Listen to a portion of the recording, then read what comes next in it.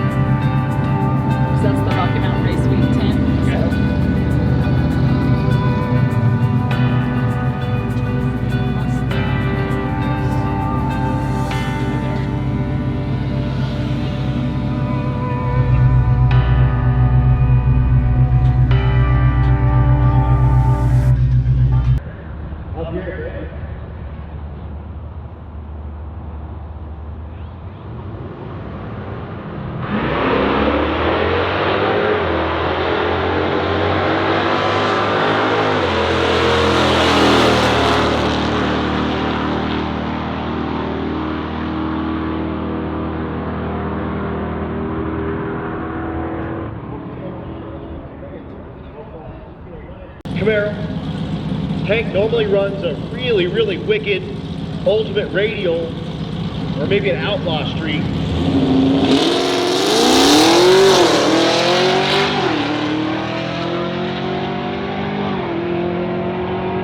Now you're in here in the Camaro.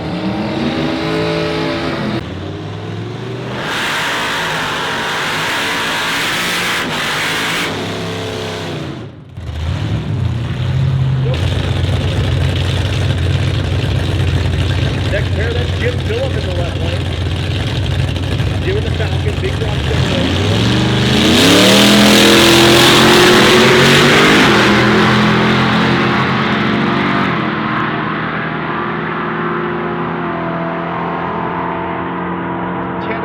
the left lane for Jim. 937 in the right lane. Jim will probably be really happy with that.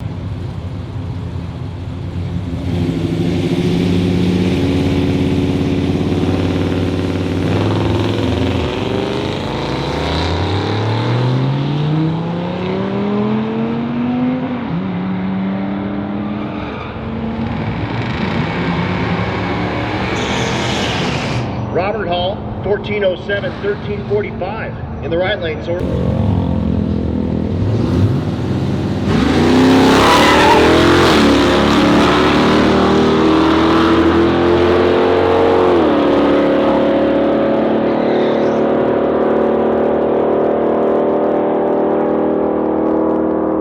coding in the truck in the right lane goes 1341, left lane 1403. All right guys, Rocky Mountain Raceway, day number 4. This is our 3rd racetrack. We're out here at Bandimere. Hasn't been spectacular so far, I gotta be honest with you. Really, definitely should have slowed down on that first day, so I'd stay in the 14.0 class, because up here at altitude, I would be killing it right now. I ran a 14.09 on my first run, ran a 14.03 on my second run, so I'd be in really, really good shape if I was not in the 13.0 class. Unfortunately, you guys know that I am, so there's not a whole lot I can do about it right now. The truck is actually hooking up okay, spinning a little bit off the launch. Second gear, I touched limiter on the 2-3 shift, so I'm gonna go ahead and short shift it a little bit sooner, maybe 64.50, somewhere around there. See if I can't pull out something in the 13s. My hope is that once the sun drops behind the mountain over here and it cools down a little bit, it's over 100 degrees today, so hopefully once it cools down a little bit, I can claw a couple of tenths back.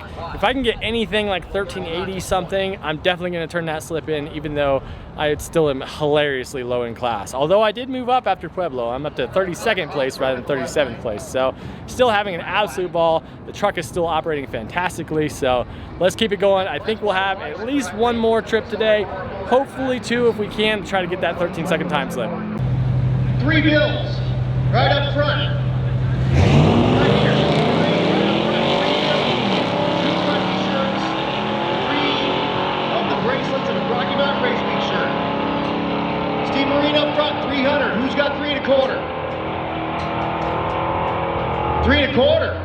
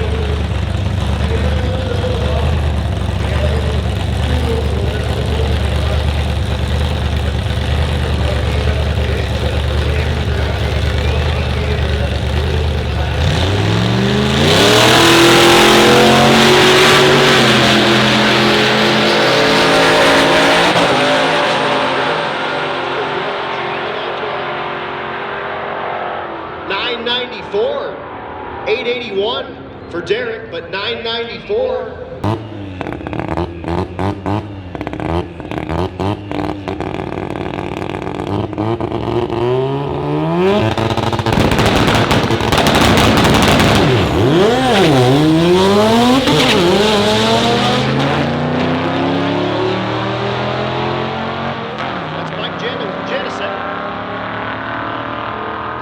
Goes 1081.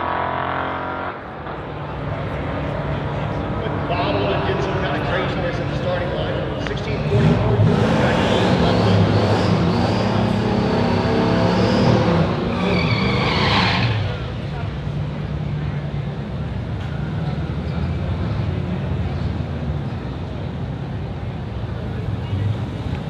Back barrel and right lane. The F body.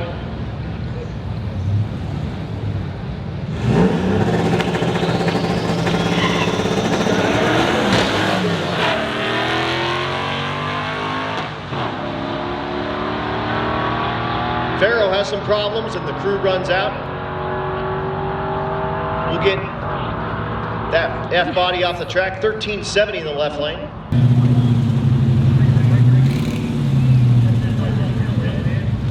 Okay guys, this was our third run today. Fourth? I can't remember. Sorry. Gonna do one more run. Be our last of the day. This was it. We got a 13.7. Let's see how this guy's feeling about it.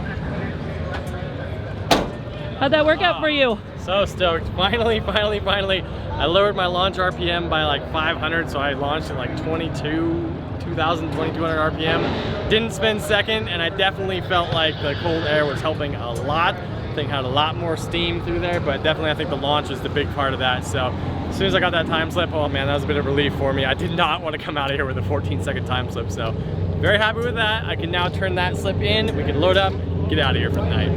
Yeah, the guy next to you, his tranny broke. Ah, bummer. Yeah. I didn't see it. As soon as I was coming out, when I was starting to slow down, I kept waiting for him to come around me, and he just never did. And I'm looking, because on the return road, it gets kind of tight, you know, so you always want to know where the other guy is.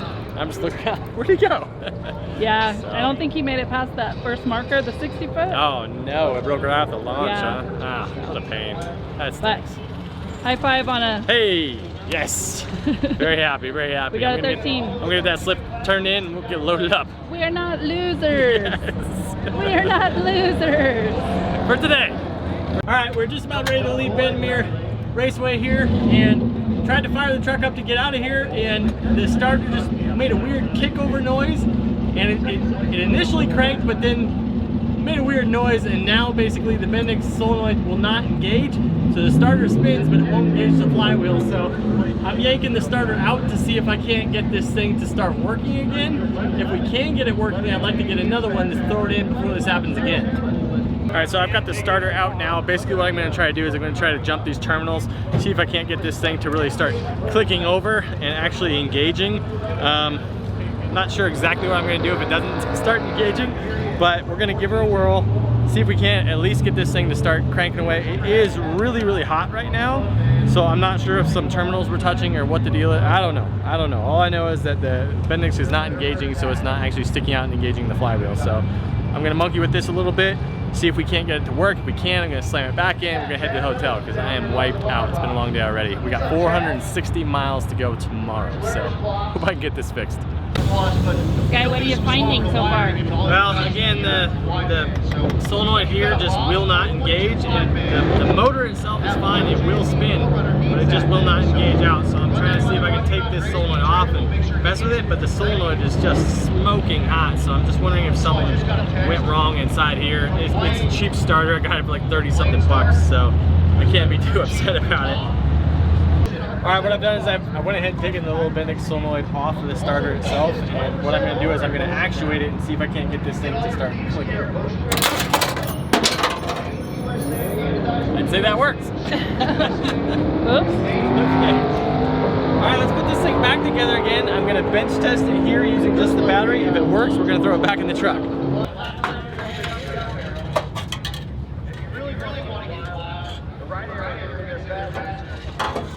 Going fishing. Remember that hippo game you would play when you were a kid? Yay! And you'd, with the little fishing pole, and you had the hungry hippos? Okay.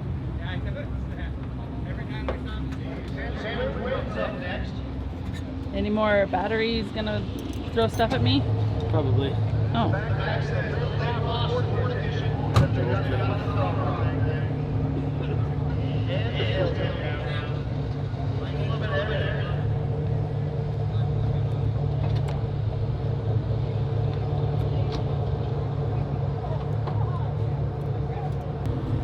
All right. Where did you learn alternator stuff? Starter? Oh wait, starter. Sorry. I don't know. Quite a while. It's one of the early things. All right, we're gonna pick this guy up again. Okay, so now the starter itself should kick out this time and run. Yes, success. Look at that. Wonderful. So now we're going to reinstall the starter. Should work just fine. I'm kind of wondering now that I've taken it apart, if the actual piece inside of there just came loose from, there's like a little wishbone in there. And when the solenoid actuates, it pulls back on that wishbone to engage the starter. So I'm almost kind of wondering if it just popped out of there. So the solenoid may have been moving, but it wasn't actually engaged. So anyway, I've got that all back together again. Let's slap the starter back in and get out of here.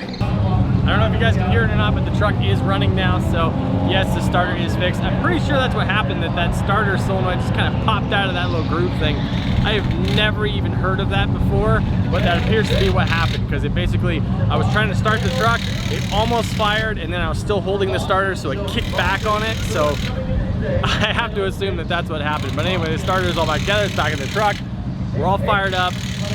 Let's head to the hotel. I'm done.